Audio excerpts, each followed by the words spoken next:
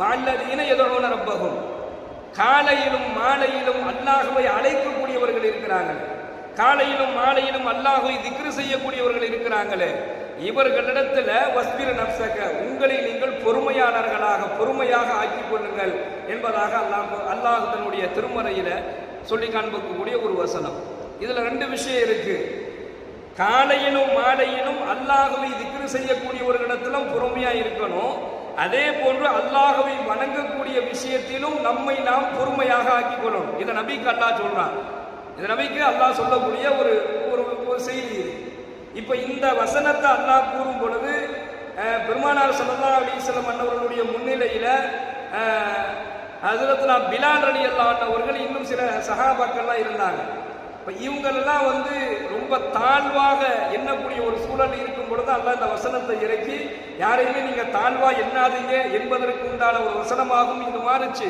ரெண்டாவது, அல்லாஹ்வை இபாதத் செய்யக்கூடியவர்களுடைய இடத்துல விஷயத்துல நீங்க ரொம்ப பொறுமையா இருக்கீங்கன்னா என்ன சொன்னா என்ன விஷயம் அப்படின்னு சொன்னா, அல்லாஹ்வை வணங்கக்கூடிய இபாதத்துடையவர்களுக்கு நீங்கள் கண்ணியம் செலுத்துங்கள் என்பதாக அர்த்தம். அப்பனா என்ன, ஒரு தொழுகையாளியாக இருக்கிறாரு, மார்க்கத்தினுடைய கடமைகளை நிறைவேற்றக்கூடியவராக இருக்கிறாரு, காலையிலும் மாலையிலும் அல்லாஹ்வை திக்ர் செய்யக்கூடியவராக இருந்தார் அப்படின்னு சொன்னா அவருக்கு கொடுக்கக்கூடிய கண்ணியமும் அவருடைய மானம் அவருடைய மரியாதை பாதுகாக்கப்படக்கூடியவர்களாக இருக்கணும் என்பதை இந்த வசனத்தின் வாயிலாக அல்லாஹ் சொல்லி காண்பிக்கிறான். அடுத்து அல்லாஹ் சொல்றான், யதுஊன ரப்பஹும் பில் கதாத்தி வல் அஷி யுரீதுன வஜ்ஹஹு அப்படின்னு அல்லாஹ் அந்த வசனத்துல தொடர்ந்து பேசுறான்.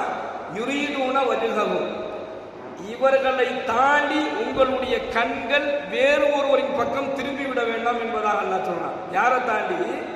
அல்லாஹ்வை வணங்கக்கூடிய, அல்லாஹ்வை இபாதத் செய்யக்கூடிய இந்த நல்லவர்களை தாண்டி உங்களுடைய கண்கள் வேறு பக்கம் படாம உங்களுடைய கண்களை நீங்கள் பாதுகாத்துக் கொள்ளுங்கள், உங்க முகத்தை நீங்க திருப்பாதீங்கன்னு அல்லாஹ் சொல்றான்.